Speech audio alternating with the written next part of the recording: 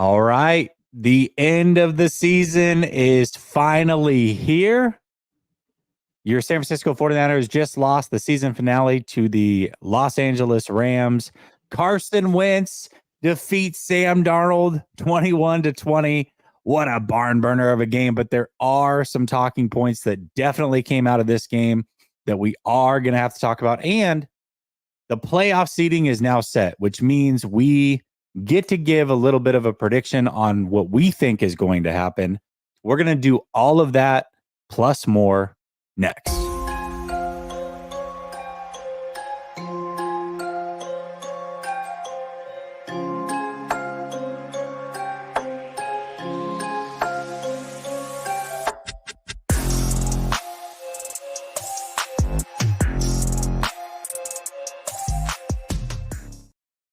All right. Welcome back to Last Second Sports. We are giving you our take down to the last second.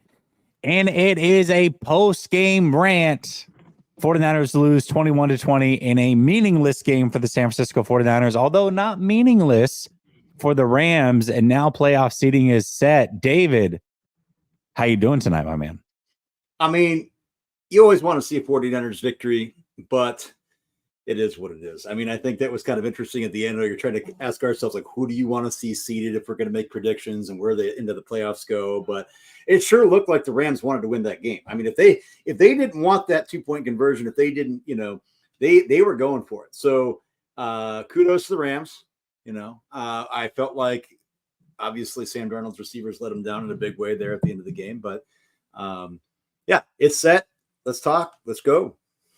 Yeah, they definitely did. I mean, there were some drops in that game, but also Sam's going to Sam, right? I mean, fumble. He's always had a fumbling problem his whole career. And we talked about it a million times during the offseason. Everybody's like, oh, just Sam Darnold. I got to see Sam Darnold play. It's like, no, this guy will turn over the ball at the worst possible time. He always has. And he did it again. So, whatever. And they spiked it. He got to step up in the pocket. He did not that was not a forced fumble. He just tossed the ball forward. He just fumbled, but whatever. He's not the starting quarterback, so we really don't have to worry about it. However, a player that does start for the San Francisco 49ers also had an awful showing. That is third-round pick Mr. Jake Moody misses an extra point after missing a field goal. How big of a concern is this for you, David? Well, Shaky Jake Moody, that's what I call him, Shaky Jake. Jake. Shaky Jake. Shaking Jake. But I think that I'm not going to lose sleep over it. However, I think that going through the preseason, he had the yips. Throughout the year, it was kind of like he wasn't really ever counted on. They've been blowing teams out for the most part. So I think in these situations, and now you're going into the playoffs and you're playing your starters for a lot of big part of that first half. And then all of a sudden, or at least the first quarter, and then to have him go in and miss chip shots from 38 yards and then a extra point, which is basically the same thing. Yeah, it's not great. And I think that I'm not going to sit here and go tweet ad nauseum about it. But yeah, be a nicer way to go into the playoffs with him on a streak as opposed to missing, what he was supposed to be automatic on. Yeah, I mean, you really look at the whole season. Like you said, he was shaky during the preseason. Came out, looked very good first couple weeks of the season. He had a chance to kick a game winner in Cleveland, was unable to make that kick. For the most part, he's had games, though, too, multiple weeks where he didn't have to kick any field goal at all. Like, he just had to make his extra points. And so you really, to your point, haven't seen a lot of Jake Moody in these situations.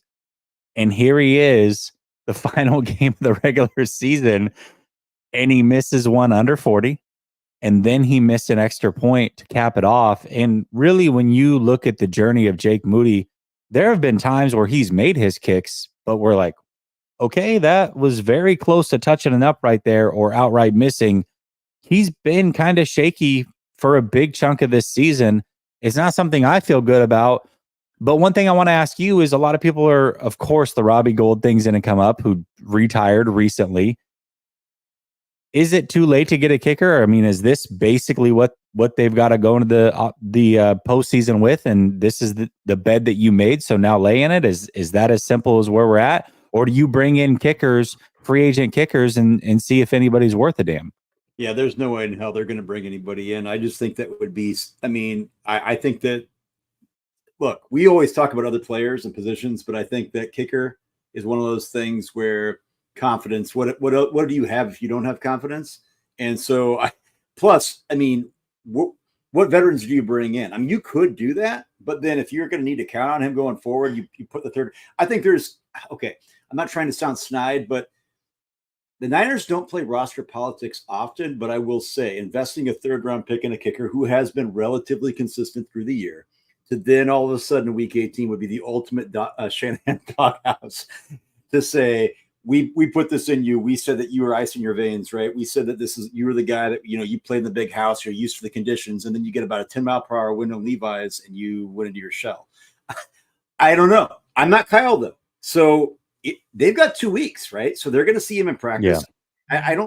Kyle's not the guy that's going to go try to mess with his mentals too much, you'd think. But I mean, the bottom line is no hurt feelings, right? You're trying to win a Super Bowl. So if your kicker is getting the yips and you see that in practice over the next couple of days too, why not make a call? Yeah. And Momo, here's the thing. We're not getting worked up over this game. Nobody cares about this game. But if you don't think that Jake Moody should be a talking point when you're about to go into the playoffs and games can be tight and put on a kicker at some point, I mean, you don't think it's worth talking about? We should just gloss over it? Yep. I shouldn't even bring it up.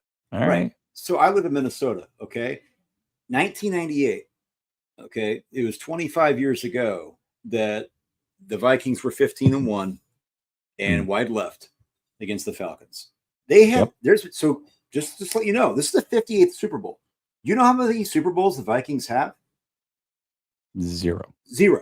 So when I was joking around today, I said, hey, this is the year, and I'm not saying they can't win in the future, but no, there's a reality when if it came down to a kicker and that's an issue, there are fan bases out there who I live among, right? I'm not rubbing into Vikings fans. Like, they have never seen one in their lifetime.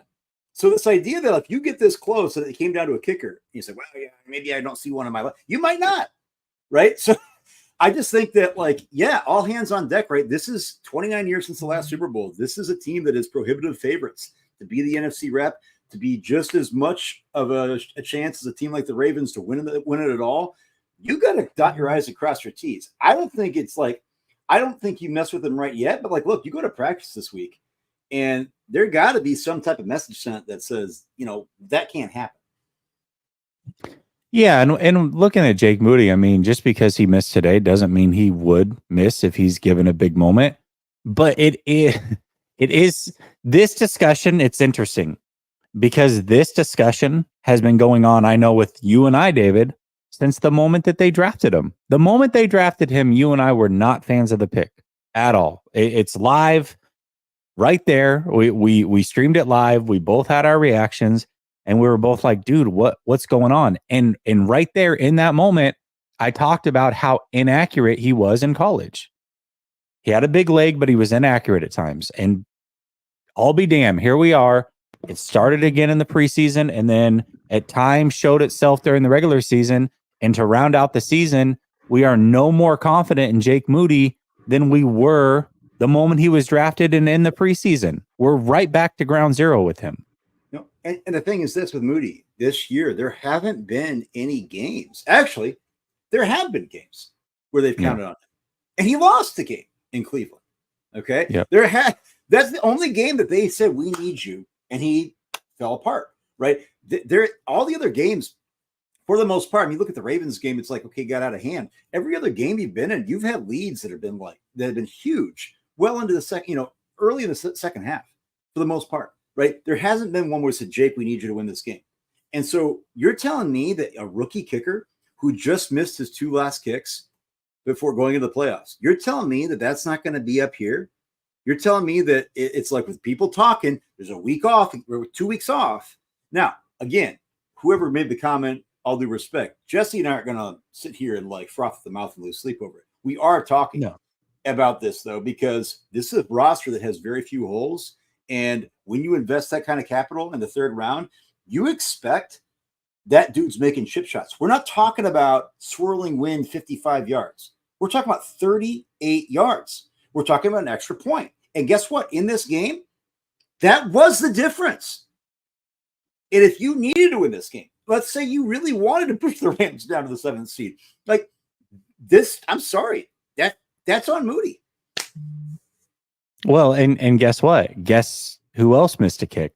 Mr. Maher, who got the yips right before the playoffs last year with Dallas. Yep. They're in a very similar situation. You can't be confident in him either. He's a veteran. So there you go. I don't know. All right, let's get to a couple of these super chats here. Cryptic says, when starters were in, the ball was moving just fine. I think I'm done with Moody for the offseason. Sad thing is he is going a few weeks without kicking. And when you look at Dallas's kicker, waste of a third. Yeah, that's the other thing, right? Once again, undrafted kicker, per usual, is where most of the league's bread is buttered. And what do you know? Very, very good kicker. And that's what we said during the draft. You can get these guys. Rose Yee says, Moody has to go. We can't rely on him in the playoffs. But for who? What's the option? I mean, the only realistic option potentially of a kicker that you can rely on would be Mason Crosby if he's still willing. I know that he was fielding calls mid-season. It sounded like he almost actually went to the Rams, believe it or not, I think is what I was reading a couple weeks ago. So maybe he's still out there. Gold has retired from what I understand. So maybe you can go get him, but then you're bringing in a kicker. You're really shaking things up right before the playoffs. This is not the time to be doing it. It's an unfortunate situation. I think that Moody's going to be the kicker, and let's hope that if a game comes down to it, first of all, let's hope that it doesn't come down to it. Like, let's start there.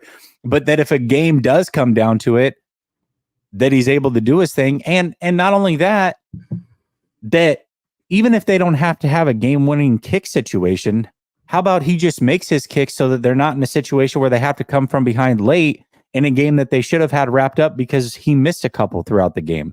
Those are all things that we got to consider here.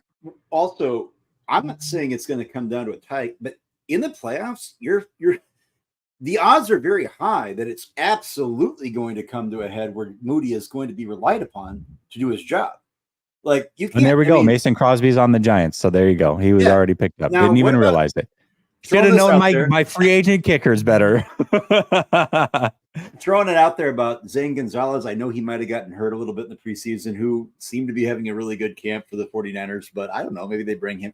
I don't know. I think what I said right up when you asked me, Cold, is that they're going to look at this and say, Jake, you're a guy. And to be quite honest, it probably is the way. It probably is the road that you should travel, right? You should say, we got confidence in you. We put a third round pick in you. You're a guy. We know you're going to make kicks. And then you just hope he makes kicks, because let's be honest, Robbie Gould, good as gold, all this stuff. But like, I think you just, if they bring somebody in, I'm not going to lose sleep over it, but I think you just move forward and you hope this guy makes it. And then you hope you also just don't kick field goals, get touchdowns. Yeah, absolutely. Absolutely. Will you do me a favor, David? Will you make sure your phone's on silent? I think I can hear it vibrating on the table or something next to the mic. Maybe I'm mistaken. It was on my table. You were right. I didn't see that. All right. Let's talk about Ronnie Bell here for a minute, because first of all, Jennings has had this concussion that's been lingering. The hope is he'll be back for the playoffs. I would imagine with 2 more weeks that he should be able to get out there. But long term, I want to talk about the 49ers a little bit as well before we get into this playoff bracket. And when you look at Jennings is in the final year of his deal. It's very possible he's not back next year. And Bell would most likely be the player, at least as of now, that would slide into that third receiver spot. Now, I know Bell is a guy that, speaking of draft night, you were a big fan of. You were hoping that the 49ers would draft him late in that draft, and they did. And all the things that you said about him is exactly who he has been. Do you like Bell going forward, and would you feel confident in him if he is that slot receiver next season? Do you like that mix? I like Ronnie Bell a lot as a guy who I would have fully healthy drafted late third to early fourth. Now, that being said, I wasn't drafting him to be Ayuk Debo, right? You're Mhm. looking at somebody For that, like, sure. and to me, late third to early fifth. I'm sorry, I don't see a big difference in any of those picks. I really don't. Yeah. And so, do I like him going forward as wide receiver 3? After, I don't know about that. Like, I think that he's a guy that can show up. I'll say this: Ray McCloud had a chance to come in here and show something. He showed that he could drop the ball. Chris Conley showed that he could drop the ball. Ronnie Bell Yeah. snatched a great catch. It was a good throw, but it was into traffic, and it was a contested catch. He had to contort his body. He had tough hands at the catch point. Made a couple mistakes on some routes, I guess. Look, you're coming out. You never play with this guy. All of a sudden, you're expected to be. If we're going to give other receivers and quarterbacks the benefit of the doubt for miscommunication, I'm in a meaningless game. I think I'm giving kind of mulligan to Sam Darnold and Ronnie Bell about not being on the same page on basically Yeah. what amounted to almost a scramble play. So, Yeah.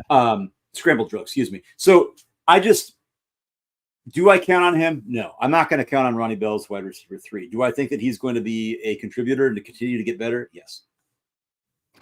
Yeah. I just don't know that Jennings will be back next year. And so I'm trying to think ahead as far as what Bell brings. Now, I will say this. I think rookie receivers often struggle. And he's had some instances this year, started in the preseason as well, where he had some drops. And throughout the season, you've seen that a little bit as well. But what I do like about Bell is that he is a willing blocker. He does have good catch in traffic at times. And he's also a yak guy. So I think long term, he might be the answer there. We'll see how he progresses this offseason. I'll be curious to see what he looks like coming into camp next year. I think that's one of the guys that I'll be watching intently when I'm at camp and just seeing what his development process looks like. Maybe Jennings comes back and it's not even a talking point, but Right. I think Ronnie Bell has a future with this team, unlike someone like Danny Gray, which I don't know that we're ever going to see him be a contributor here in San Francisco whatsoever. No, and I think that Ronnie Bell is a guy that showed a lot at Michigan what he could do. And this year, there's a lot of encouraging things. And he's also a good special teams contributor, not even as a returner, as a guy that can go down there, not as an ace, but he's got had multiple special teams tackles this year, and a guy that's contributed from day one. So, I think he's in their plans. I just don't think that Kyle Shanahan is penciling him in as like wide receiver 3. Yeah, nexusly. Listen, I didn't say all rookie receivers struggle. That is not what I said. I said a lot of them tend to struggle. Jerry Rice, the greatest receiver of all time. Go back and remember what his rookie year was like. Tons of drops. Couldn't hold on to the ball. He talked about it and how much of a struggle his rookie year was. And this is not me saying that Bell is going to be Jerry Rice. What I'm saying is the receiver position is one of those positions where a lot of times you do see people struggle. Now, every once in a while, you get yourself an OBJ or a Randy Moss or a Puka Nakua, what have you. But a lot of times, rookie receivers do struggle. And you're talking about a receiver who's a very late round pick. This was not a first, second, or third round pick. So I just think overall, you're going to see him improve. And I am curious to see what he looks like going into training camp next year. So yes, and he also dropped a lot of passes. So, all right, let's talk about Mitchell and Mason, because these guys this year, this playoff run might be contributors. Do you feel like Mitchell and Mason have made the case through this game to where they should get some touches in the playoffs? This is a conversation that's really been going all year long. When we look at CMC, tons of carries. Really, there were times where he didn't miss any snaps throughout a couple games this season. We're like, what the hell's going on? Are you going to see Mason? In particular, it was Mason. But then Mitchell has come on and looked more explosive as of late. And really, I thought both of them looked pretty damn good today. Do you think that they made a case to at least get some carries throughout this postseason run? Or do you think we should go all the way back in and say, hey, CMC showed nobody else touches the ball. This is what it is? It doesn't matter what we say, because, and I don't usually like to say that, but in this particular case, just going no, back you're right. You are right. Yeah, is that like, yes, I had said I want to see fresh legs. I want to see Mitchell and Mason integrated into the offense. I also am completely okay with I've been bored all year. I don't mind CMC's usage as long as he was healthy, right? And I know for a fact that we just heard Kyle Shanahan tell Greg Papa and everybody else that'll listen that CMC is his favorite player he's ever coached. Like, it isn't Mitchell's and Mason's fault. I saw things that it was pass protection. It's CMC. It's the MVP of the league is in the backfield, and Kyle looks at him as the ultimate Swiss Army knife for, it's like his wet dream to have CMC. Period. Right. So, but that being said, do I think that Mitchell and Mason can be counted upon to spell CMC from time? Yeah. And I think that having those guys with fresh legs and utilizing them in different places around in the field is optimal for the 49ers. And I think that CMC does need to get more of a break from time to time. He's human. And so, I'd like to see them. And I think that Mason really showed that. I mean, let's think about Mason, man. When he gets that ball, this is why Kyle liked him as a UDFA. Like, he's a one-cut runner, right? Like, he's a cold boom, right? There ain't a lot of juke to his game. And that's okay. But his burst, his acceleration to me when he has the ball is a game speed type of thing that you can't see when you're testing at the combine. And I want to see more. A couple other rookies that I don't have here on the list, but I just want to see if you saw anything from them. And it may be tough because you really didn't see a lot, but Braden Willis was out there. He played some snaps. You had Beal, and then you also had Luter. Any takeaways from those gentlemen?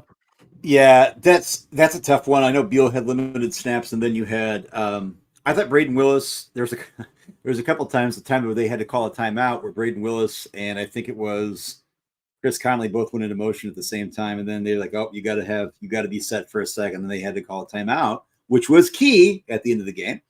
I don't know about Braden Willis. I think Luter obviously got exposed on a big play that resulted in points for the Rams, which is no bueno. I also don't know what you expect from a guy who's basically been on IR. I don't know exactly how he's been designated, to be quite honest. I lost track. But he hasn't been getting regular practice reps. He hasn't been getting any game reps. And then all of a sudden you throw him in. It looked like he almost forgot the down and distance and made Taylor Hawkins look bad as a safety who had to come over late, but he completely whiffed on his assignment. So no, I don't think Steve Wilkes and Kyle Shanahan are going to put Luter out there in any meaningful reps in the playoffs.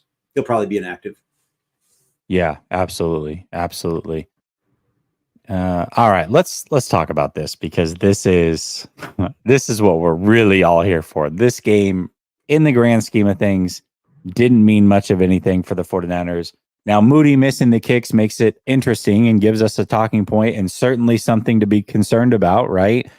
But overall, they're still the number one seed. They're going to be hosting playoff games throughout the NFC, assuming that they make it through and into the Super Bowl and what have you. But the question is who are they going to play? And now we've got a full picture of what this thing is going to look like. So let's give it a breakdown. The 49ers are the number one seed. Dallas is the number 2 seed. They will have home field advantage the first 2 rounds, assuming that they win. You've got Detroit, the number 3 seed. You've got Tampa Bay, the number 4 seed. The number 5 seed is the Eagles. The 6th seed is the Rams, and the 7th seed is the Green Bay Packers. So let's go round 1. And I just want to see what you think this bracket is going to look like overall. So round 1, you've got Cowboys versus Packers in Dallas. Who do you have winning that game? I believe Green Bay beat them earlier this year, if I'm not mistaken. I think 31-28 in overtime, maybe. But I think that might have been in Green Bay as well.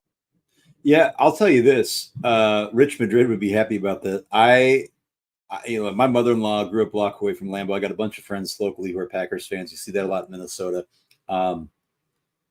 Jordan Love is playing like a guy that, I mean, if Jordan Love were a free agent, I mean, this guy would he's going to get a big contract. Jordan Love is playing lights out. And today his receivers helped him out to a degree, but didn't help him out. All I'll say is this. I respect the Dallas Cowboys immensely. They're a very talented team. This Packers defense under Joe Barry has been abysmal in the latter half of the season. I will say this, though. If Jordan Love can rein in his nerves and just play like he's been playing, that game is going to be a lot closer than people think. Now, I'm not going to make any bold predictions. I do think the Cowboys end up prevailing. I do. I also can see the Packers finding a way to win that game. And I think it's going to boil down to what their secondary does. I think the Cowboys' weapons right now are too much. Even in Washington today, they kind of let things hang around for a while, kind of like the Niners did last week, right? Mm-hmm. And then all of a sudden, things started to separate. So my prediction is, yes, Cowboys do win that game against the Packers. But I do think that it's going to be a game that comes down to the fourth quarter. Well, and I think they should be getting Watson back next week. He was close to returning this week, so that'll be a boost in the arm for them and the receiving core. Young receiving core, actually, really 4 guys that are pretty decent over there. Not great, but decent. It's really phenomenal what Love's doing. We're talking about Dontavian Wicks as a rookie. Bo Melton. I don't even know if Bo Melton got drafted. He was a guy I liked as a mid-round guy, but was, I think, UDFA. Jaden Reed, Romeo Doubs, and then you got 2 rookie tight ends, Musgrave and Kraft.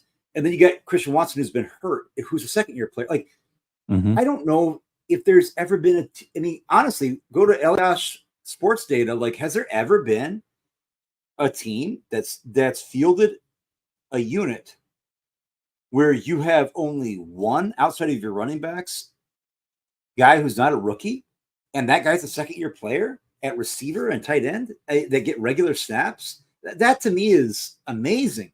What Jordan Love's been able to do with that unit. They're talented, but they're not MVP caliber receivers. They're not big time second contract type of guys, right? So yeah, is that going to put them behind the 8 ball a little bit? Sure.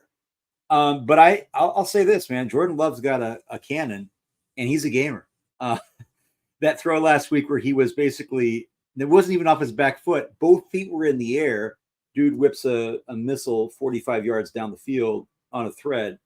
He's got some things that just ain't human. And I'll say this: if Dak Prescott, who has obviously played well this year, becomes playoff Dak, and things start to go off the rails a little bit, I just see this game being a game that's tight through most of the second half. I think the Cowboys will prevail, but yeah, that's my prediction. Yeah, I think the Cowboys being at home, I'm going to lean towards them. I think they're a pretty dang good home team, much different at home than they have been on the road. And I think that's a big deal. If this was in Green Bay, I would probably pick Green Bay because it's that close to me. Yeah, go ahead. I will say this, though, Niners fans travel. I don't know if there's a fan base outside the Packers travel and playoff tickets. I'm a season ticket holder for the Niners. I'm Jesse. I go in the NFC Championship game. We make it that far, right? Like, I only sell to friends and Niners fans. But most people, they just go to Ticketmaster and get the highest bid and pay the fees, right? Dallas, we saw what happened a couple years back when the Niners basically dominated that stadium. There will be a lot of Packers fans there next weekend. I guarantee you that. Yeah, they do travel very, very well. So I agree with that. And I want to clear something up going on in the chat. Showtime says that Darnold was better than Lance, and no credible reporter said otherwise. And I disagree. You look at Lombardi said it was Lance's best camp. You look at Haberman said that there was no separation, that they were roughly the same. Larry said that they were roughly the same. So, whether you want to say one was better, it wasn't clear, right? Like, it wasn't clear enough to be like, oh, Sam deserved to be here and Lance didn't. It was a decision that the 49ers made. Ultimately, did they choose right? Whatever. Who cares? But don't, wasn't the only one that was at camp saying it. Eric Crocker, is he credible? He said the same thing. Bro, credible reporters, I'll just say, credible, you can have a fill in the blank, credible teachers, credible reporters. You know what that means? People that agree with you, right? Exactly. That's credible. People that confirm your priors. And Jesse will tell you, Jesse and I are friends. We don't always see eye to eye on every single thing football related. We have no problem, but this idea that you're a credible. What does that even mean? Jesse's going to go to camp is because Jesse isn't a credentialed beat writer. He's not a credible analyst compared to what you got in the circle. I'm give me a break. This is just yeah. I don't want to hear that. Yeah, for sure. Didn't we? I thought they beat Wentz. Did they not beat him in Washington when he was in Washington last year? Or did that game not happen? Was No. Wentz? So I don't remember. He was with the Colts. He was with the Yeah. Eagles when Ayuk made the big leap for the touchdown. Then he was with the Right. Colts in the rain game against Jimmy that I was there for, and just Yep. And then the next year, I thought Washington. Well, Heineke was the quarterback that year, and I think Wentz was. Oh, Heineke played. hurt. Wentz came in late. Wentz came in late in the game. That's what it was. Possibly. They benched Heineke. Okay. And I was at that game reason, too. I was thinking. Yeah. So I was prepared to be in 2 years. Yeah. You're like the number one Wednesday, and you just follow him wherever he goes, David. As long as he's playing the Niners, you're going to watch him play. Jeff, you're right. I mean, Wentz is one of those guys. It's funny because I had said that they should sign him to be the backup, and they ended up going with Darnold. Either way, I mean, whatever. It's not that big of a deal. Purdy's the starter as long as he's healthy, but Wentz is a little bit better than Sam, at least. I'll say that. I did think it was funny because we're going to switch to the next game here about Wentz. Is that I mean, Sean McVay using him as a literal battering ram, right? Like that, like this. Yeah, he did. It was. I mean, I got kudos, right? He's your backup. He's not your starter. So, but it was just like, I mean, I don't remember. We faced the Ravens. You faced these other I don't remember that as many design runs like through in between the tackles as I've seen. They played Wentz all year, and he was getting his. He was taking some hits. And so, kudos to Carson Wentz, staying in the league, doing his thing. And I think, if Stafford were to go down, he's a guy that can come in and be a more reliable backup than most. Yeah, for sure. All right, let's continue down this bracket here. So now we've got the matchup that football fans all want. We all want this matchup, which is Stafford going back to Detroit to possibly knock them out of the playoffs after they finally won the division for the first time in who knows how long. Rams, Lions. Yeah. Who are you picking to win that game? So me. I admittedly think that Dan Campbell is a guy that is a good person who players like. I don't care about players liking coaches in the way in which I will have an opinion, which is not always right, and probably who knows, right? I think Dan Campbell is a guy that's ripe for an upset. I think that he's a guy that goes with his gut and come hell or high water. And I don't know if that's the way that you coach an NFL team. And I think that he's got Ben Johnson, which I don't say lucked into, but I'm not exactly sure who made that decision with Ben Johnson.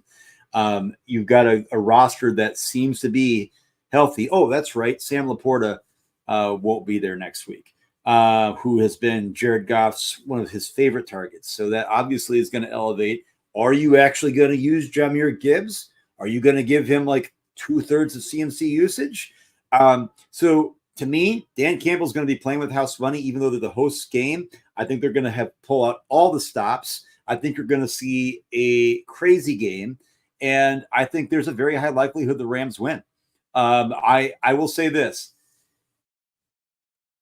I am not that impressed with the Rams secondary. I think that if Jared Goff can just calm his nerves and have just a adequate game, I think the Lions win. So I'm just going to say, I'm going to go chalk with this. I think the Cowboys beat the Packers. I do think, as much as I've been against Dan Campbell, I think the Lions find a way to win at home, and it goes chalk the first 2 games. I mean, if I'm the Lions, I'm running the ball 35 times if possible. I mean, you've got the running backs to do it. Don't put it in Goff's hands. Hopefully you can get Laporta back for the next week, the matchup against Dallas, based off of, the seeding that you've laid out and the bracket as you've laid it out. But missing out on Laporta is a big deal. Now, it is a bone bruise and a hyperextension. It's not anything, major, anything torn, but it's a couple week injury probably. So we'll see if he's able to make it back. That said, I'm going to go opposite of you. I'm actually going to pick the Rams to win this game, I think. And I think what you're saying is it's close as well. Really, this one to me could go either way. I wouldn't be shocked if the Lions won, but you're talking about a team with championship pedigree and frankly, the best quarterback in the NFC playoffs, in my opinion, is Matthew Stafford. So I'm going to go with the better quarterback. I'm going to go with Stafford, who I trust a lot more. And you look at the Rams, they're used to playing on the road. I mean, even when they're at home, they're on the road half the time. So for them, this is nothing new. You do have some of the championship guys, and I just think that Puka Nacua, Kyron Williams, all the guys that they've got over there are going to be a handful. Cooper Kupp. There's just a lot of really good players on the offensive side of the ball, and I just don't see how Detroit stops them. So I'm going to go with the upset here. I'm going to go with the Rams to win that one. Oh, and I can see, like I said, I can see both of these games going. I think they're both going to be good games. I will say this. This is Detroit's first time they're hosting a playoff game. This fan base has been wanting that for a long time. I think Ford Field is going to be rocking, and Rams fans do not travel because Rams fans don't exist. Okay, so this idea that I think that does, I know that, like, I think that plays a role, and I think the Lions are going to be up for this game. I don't think the Rams linebackers and secondary are up for the challenge of that offense. I think Ben Johnson is going to, like Kyle Shanahan. Okay, I think he's going to be ready to pull out all the stops. I think that, and that's what it's going to come down to. I think it's going to come down to the Rams not being able to keep up on defense. Okay. All right. So we got a little bit of a difference there. So round 2 will look different for both of us, but let's continue to go through this. We've got the Bucks at home playing the Philadelphia Eagles. Who do you have winning this game? Bucks. I agree. I think the Eagles. Done. I mean, done. I don't even want to do it, Nick. I don't even want to do it, Nick. I'm going to say this. I hope the Eagles win that game. I hope the Eagles win that game. And I hope the Lions and Cowboys win so that the 49ers can play the Eagles again. You can bookmark this. I've said this since, and I said, I think my prediction against the Eagles going in is that they were going to win by at least a touchdown. That was my prediction. This Eagles defense is so bad. These idiot commentators today were saying, no, Eagles haven't allowed a 100-yard rusher in extra. You want to know why? Because people pass for 500 yards against them. Like this secondary is garbage. These linebackers are horrendous in coverage. Kyle wants the Philadelphia Eagles. I can guarantee you that. Okay.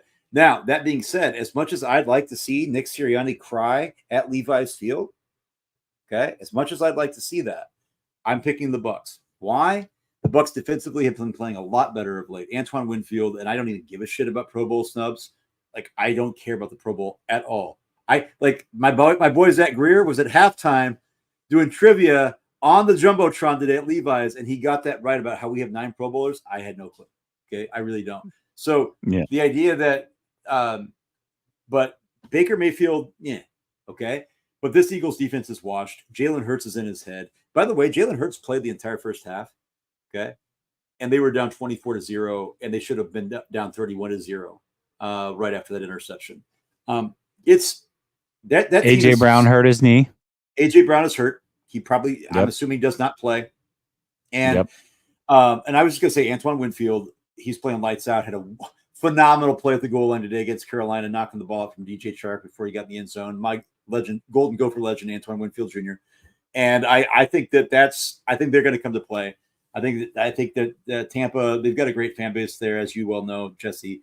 I think they're going to be, and I think the Eagles are just spiraling. I think that team is fully fractured. We've seen rumors about, is it AJ Brown's fault? It's Nick Sirianni. Look, Nick Sirianni is the man child that allowed the big Dom culture. Okay. True. And this is the kind of thing, man. You go into Kansas City and you start acting like a 17, like I'm a high school team. You start seeing a 14-year-old, 11-year-old, 12-year-old behavior. Like this shit it bleeds through to your team. This dude's not an NFL coach. This dude's not. He was surrounded by Gannon and Steichen last year with one of the best rosters in NFL history. I'm gonna be honest with you. They have one of the best rosters ever. Okay, and he still couldn't get the big one. Which kudos to Pat Mahomes. I think that this ends up being because the Bucs have kind of inept on offense lately. I mean, today was 9-0 win against Carolina when they needed the win. I'm not saying they're going to put up 50 points, but I think it'll be a decisive win. Yeah, I think the Bucs win this game as well. I think the Eagles are done. It's over for them. They got to make a ton of changes, and I can't see them beating the Buccaneers. I think they played earlier this season. It was a close game, and that was when the Eagles were good and everything was great. The Buccaneers have home field, and I think, quite frankly, they're just playing a lot better football. So I'm going to go with the Buccaneers as well. So your second round and my second round look a little bit different. You have the 49ers playing the Bucs in a rematch from just a few short weeks ago, really. I know it seems like forever ago, but they didn't play that long ago in San Francisco or Santa Clara. And then you've got the Cowboys and you've got the Lions. So let's go away from the 49ers first. Let's go Cowboys-Lions. Who do you have winning in that game? And the Cowboys will be the home team. So here's my thing. If the Rams would have had the 7th seed, I was picking the Cowboys. Again, if the Packers would have had the 6th seed, I was going to pick the Packers over the Lions. Okay. Yeah, I think that the Lions did play the Cowboys very well in Dallas. Should have won. Obviously, you go back to the reporting number. I still think that refs screwed that up. And I think that when you're trying to muddy the waters too much and be so cute, this is the kind of stuff that happens. And I know that's not a popular take, but bottom line, it's going to be a big game. To me, that could be a flip of the coin. I will say this, though. I think what I texted you earlier today, the NFC Championship game is going to be the NFC Championship game of my childhood. And the first half of that is going to be the Dallas Cowboys. The Dallas Cowboys are going to take care of business at home. I think the Lions are one of those teams that I think the Cowboys have, despite being gamblers on defense, despite having sometimes playing down to certain competition. I think that it's going to be a tight game, but I think the real Jared Goff shows up, and I think that the Dan Campbell magic wears off, and I think that Dallas is going to go in. Well, we get the next game. They're going to come to Santa Clara. All right. So obviously you've got the 49ers beating the Bucs. So in my bracket, I've got the 49ers playing the Rams. Also have the 49ers winning that game, but I do think that is an interesting game. Anytime you get a division game against a quarterback who's as good as Matthew Stafford, things can get interesting. That being said, 49ers hold serve. They're good to go. They win that game. And then I've got Dallas playing against the Bucs in my scenario. And I've got Dallas winning that game at home as well. And I agree with you. It's going to set up the NFC Championship of Dallas, San Francisco, a game that we remember very much so from our childhood, watching it many times over in the playoffs. Yep.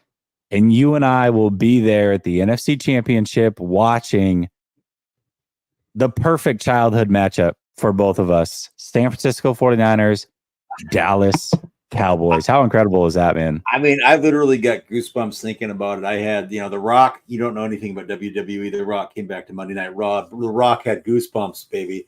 And I'm like The Rock. And The Rock's cousin is Roman Reigns, who's a big Niners fan. Okay. And here's what I'm going to say: Niners Cowboys, for all that you that are too young to understand. I'm 41 years old. It was Christmas. I mean, it was beyond that. In the 90s games, the regular season matchup was like an NFC Championship. And in '94, the last year the Niners won, they ended up winning 21-14 or 21-13 in the regular season. Merton Hanks had a big interception. And then you see each other again, of course, in the NFC Championship game. The Niners were the number 1 seed. I will tell you this. I mean, this is not my bias going through. It's my respect for the Cowboys throughout and who their opponents are. But personally, as a fan who's hopefully going to be sitting there at the NFC Championship game, that's what I want. That's what I want to see. I think that's what fans around the world want. And I think it's the 2 best teams clearly in the NFC. And I think that's what's going to happen. I think that if you look at who the Cowboys are playing, whether it's going to be the Packers, whether it's going to be in your situation, the Bucs, or mine, the Lions, I just don't think those teams in their house are of their pedigree. And I think I will say that the Niners have shown time and time and time again they match up very, very well against Dallas. I'll let you go first in that regard, but I think that this is one of those things where you couldn't draw it up better. I think that the script writers, so to speak, are going to be very happy, and that's going to be a hell of a game. I think so too. And I had actually tweeted out, I think it was like December 10th after Dallas had beaten Philly, thanking them for giving the 49ers a chance to the number 1 seed. And then I said, you know what this means? This means that it's 49ers versus Cowboys in the NFC Championship. And the Cowboys fans are going to get excited as if they have a chance the way that they always do, only to be let down. Now, in order for that to happen, a lot of things had to happen between that time and now, but it just seemed too perfect. It seemed like this is the way that it was always supposed to be. And I think that's exactly what we're going to get at. And I do think, rightfully so, those are the 2 best teams in the NFC. But I think the 49ers are just clearly that much better than Dallas. I do think this game is closer, much closer than, what was it, 42-10? I don't see anything like that happening. I think that we're probably down to maybe a 10-point game, something like that. Dallas has played the 49ers close in the playoffs, although they have fallen short, and I expect that they fall short again, and the San Francisco 49ers punch their ticket to the Super Bowl with you and I in attendance, celebrating all the way through. I will say this.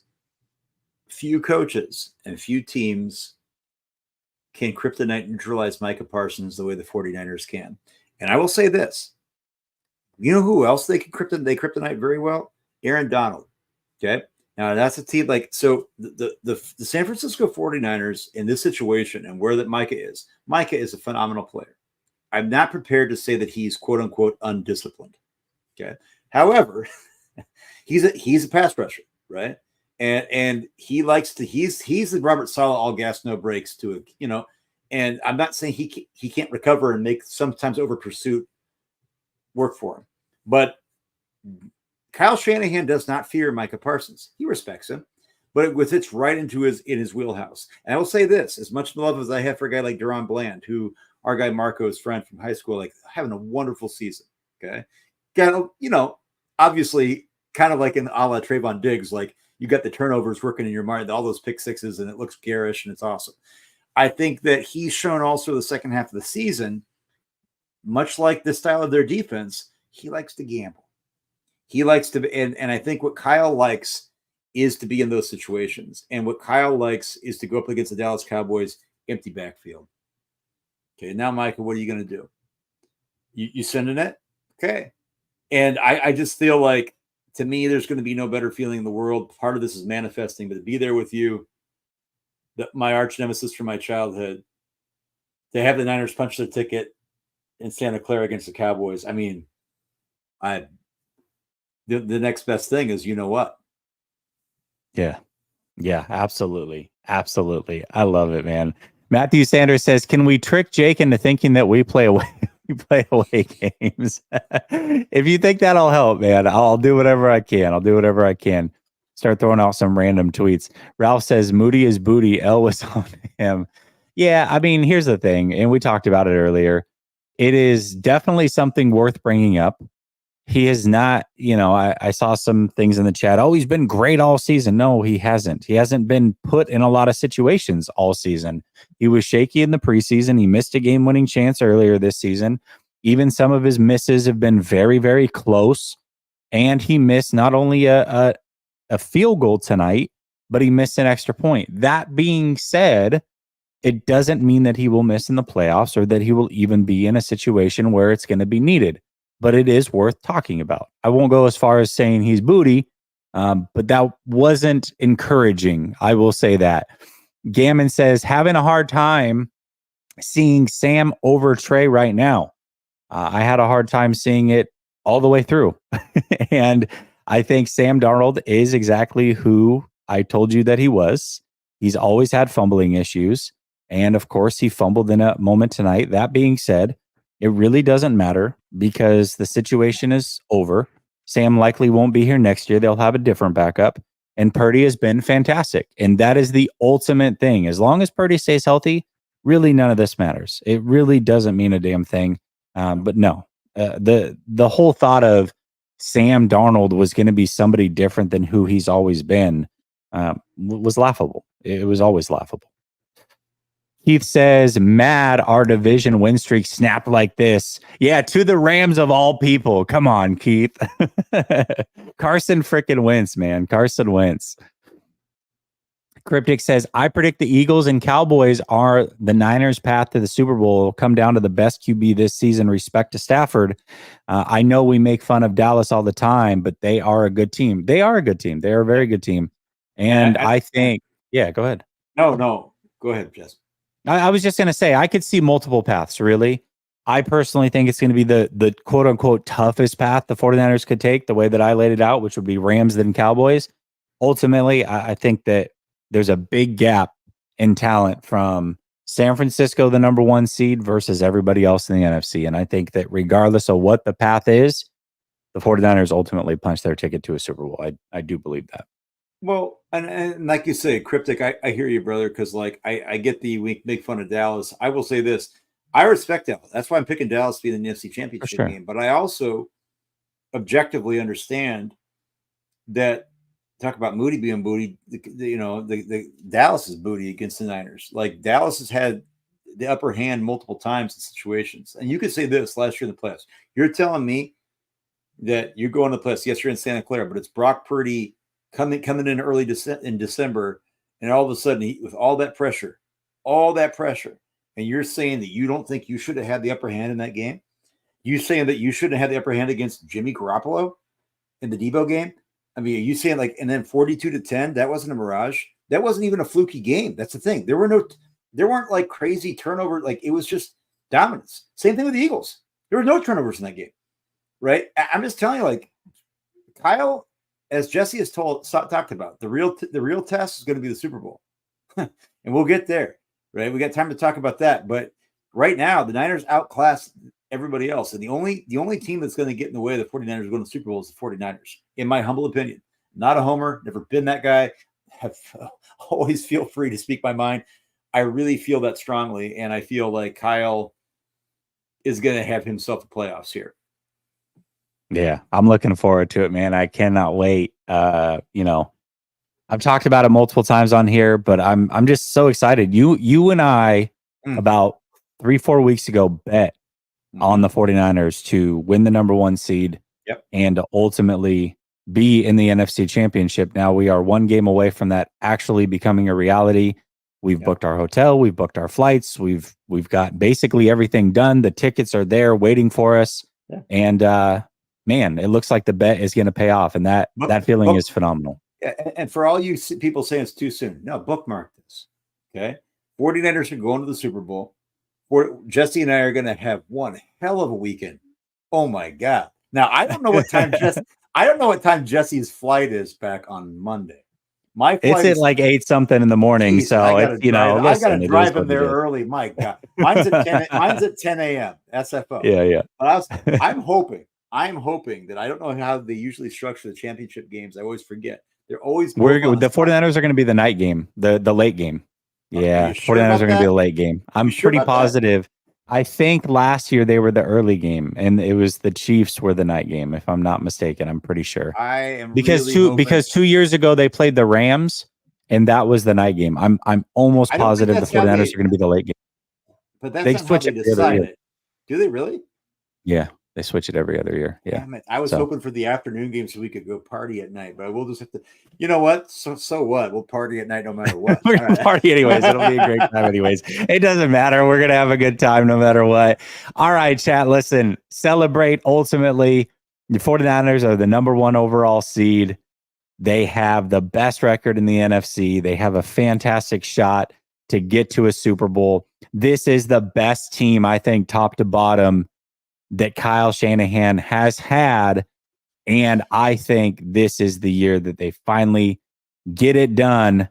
Time will tell eventually, but man, it's a great time to be a San Francisco 49er fan. It really is. Really is. Thank you all so much. Yeah. Go ahead, bud.